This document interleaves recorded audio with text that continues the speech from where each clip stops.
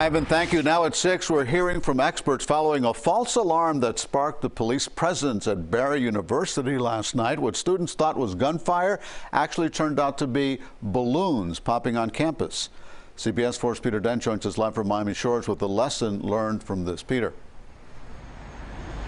Well, Elliot, Miami Shores police and Barry University say they followed all the proper procedures. The president of the South Florida PBA said that police did what they were trained to do, that is, respond quickly after any report of a threat. The focus was on trying to save lives.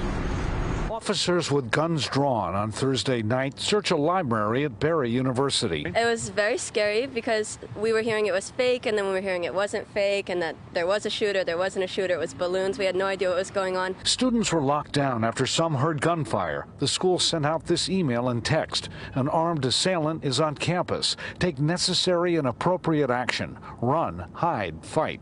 The school says it acted appropriately by calling 911 and notifying campus security.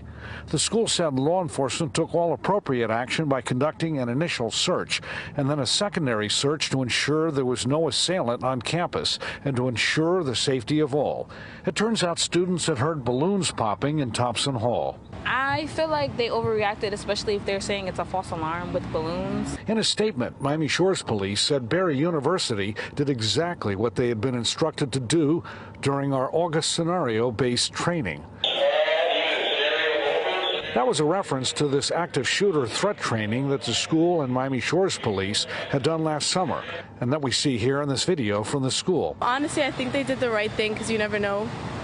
You never know if it was actually balloons or if it was a gun or not. The president of the South Florida PBA says police had to respond the way they did. We're living in very dangerous times right now that we have to respond to these situations, all situations. Anytime somebody calls the police about an active shooter or any kind of domestic disturbance, we're going to respond. We're going to respond, and we're going to respond quickly, swiftly, and we're going to make sure that everybody's going to get out safely. So I think it's better to be on the safe side, even though people were scared.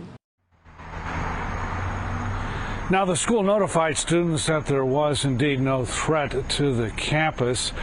Miami Shores police say they conducted 2 searches to make sure there was no active shooter here. Fortunately, no one was injured. We are live in Miami Shores. Peter Dench, CBS 4 News.